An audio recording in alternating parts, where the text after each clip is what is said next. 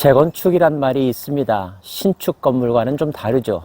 기존의 건물을 부수고 그 자리에 새롭게 건물을 짓는 것입니다.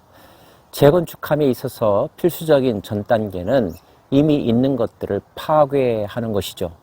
그래야만 새로운 디자인, 새로운 건축을 올릴 수 있으니까요. 하나님은 유다 나라를 재건축하기를 원하십니다. 그래서 그들에게 큰 징계, 시련, 연단, 새롭게 태어나는 과정을 거치게 하시는 거죠. 하나님께서 재건축하신 그 건물의 궁극적인 모습은 어떨까요? 4장이 이를 잘 소개해주고 있습니다.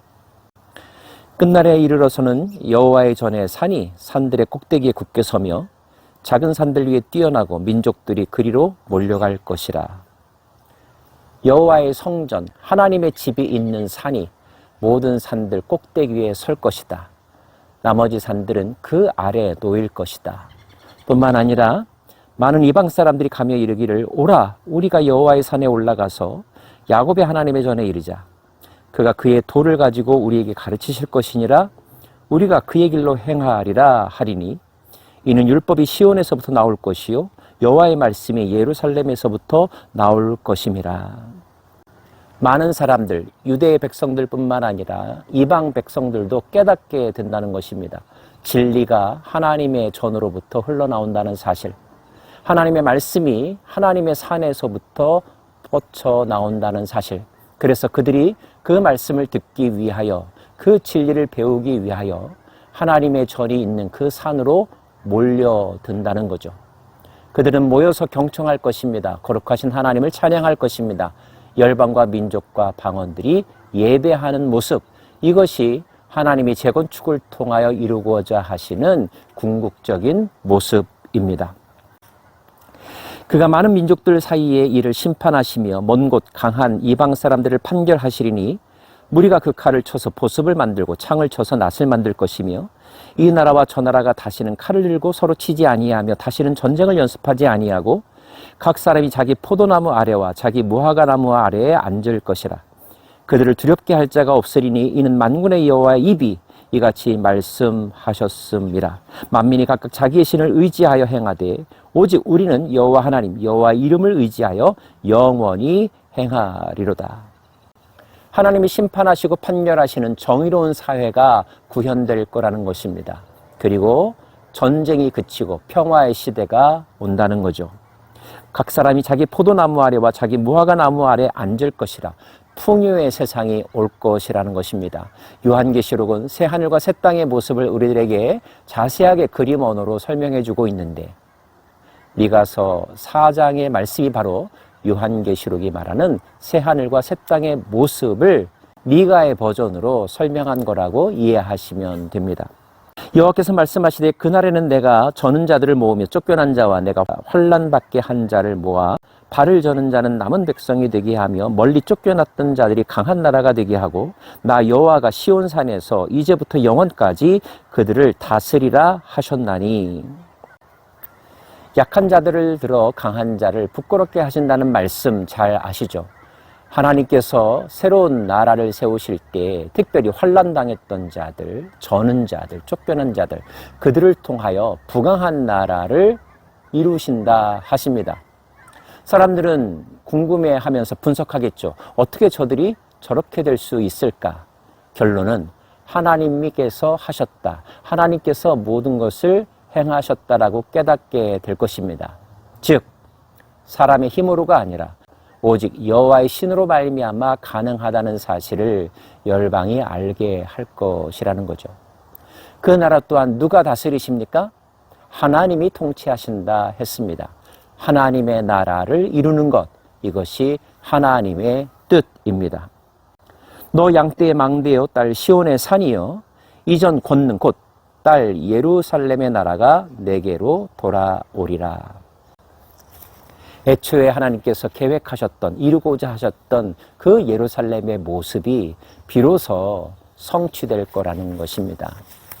에덴이 회복되듯이 말이죠. 이제 내가 어찌하여 부르짖느냐? 너희 중에 왕이 없어졌고 내 모사가 죽었으므로 내가 해산하는 여인처럼 고통함이냐? 딸 시온이여 해산하는 여인처럼 힘들여 나을지어다.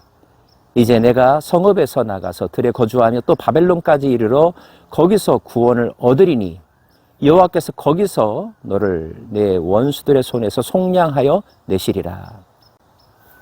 본문 말씀은 유다가 망하는 것에 대한 깊은 의미, 그 의도를 비로소 말씀하십니다. 이것은 해산을 위한 과정이다.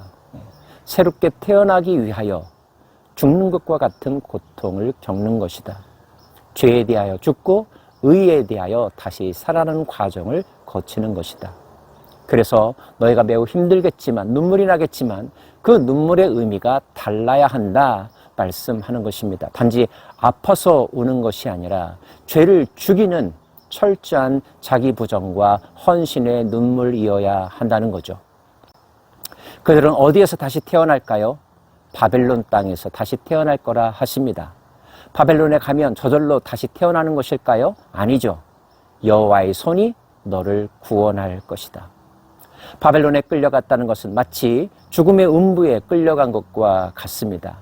모두 다 끝났다, 죽었다 하는 순간을 맞이하게 된다는 거죠. 그러나 그 죽음이 있는 자리에서 하나님께서 그를 살리신다 하십니다. 완전히 하나님의 DNA로 거듭난 생명으로 말이죠. 이제 많은 이방 사람들이 모여서 너를 치며 이르기를 시온이 더럽게 되며 그것을 우리 눈으로 바라보기를 원하노라 하거니와. 이제 유다가 망할 때 많은 이방 사람들은 조롱하고 봐라 꼴 좋다, 너희들의 신이 너를 버렸다 할 거라는 것입니다. 외관상으로는 그렇게 보입니다. 그러나 하나님 깊은 의미, 깊은 의도를 가르쳐 주시죠.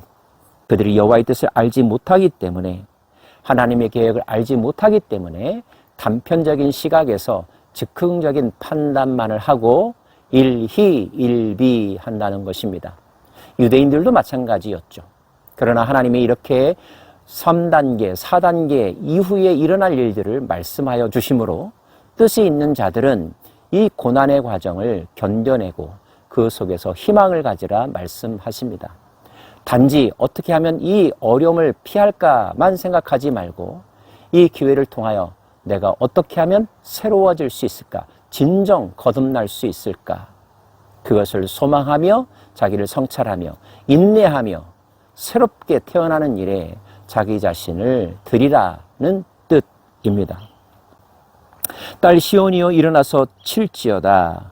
내가 내 뿔을 무쇠 같게 하며 내 굽을 놋 같게 하리니 내가 여러 백성을 쳐서 깨뜨릴 것이라.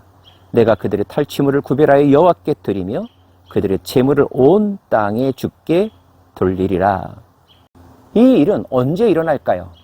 그들이 거듭나서 다시 하나님의 나라 백성이 되었을 때, 그때 비로소 그 모든 과정 속에서 하나님의 백성들을 조롱하며 괴롭혔던 자들, 그들을 통치하고 물리치고 제압하고 완전한 승리를 거두게 되는 날을 맞이할 거라는 뜻입니다.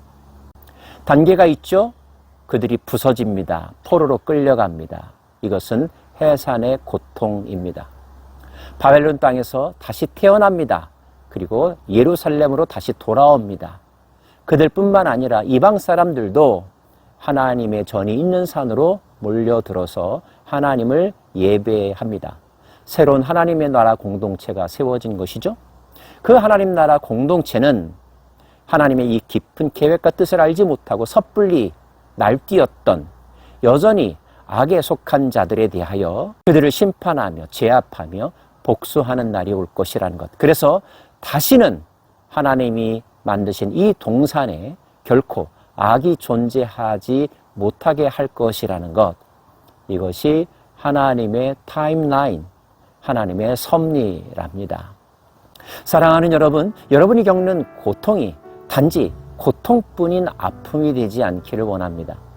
성장을 위한 고통, 거듭남을 위한 고통, 그런 의미가 깨달아질 때만이 그 고통을 인내할 수 있는 거죠. 바른 방향으로 여러분의 인생을 새롭게 조정할 수 있는 것입니다. 그런 마음을 품은 자들을 하나님께서 기뻐하십니다. 하나님이 도와주십니다. 그리고 하나님께서 궁극적인 순간에 구원하여 주실 것입니다. 그때 우리는 하나님을 찬양할 것입니다. 여호와께서 나를 도와주셨다고.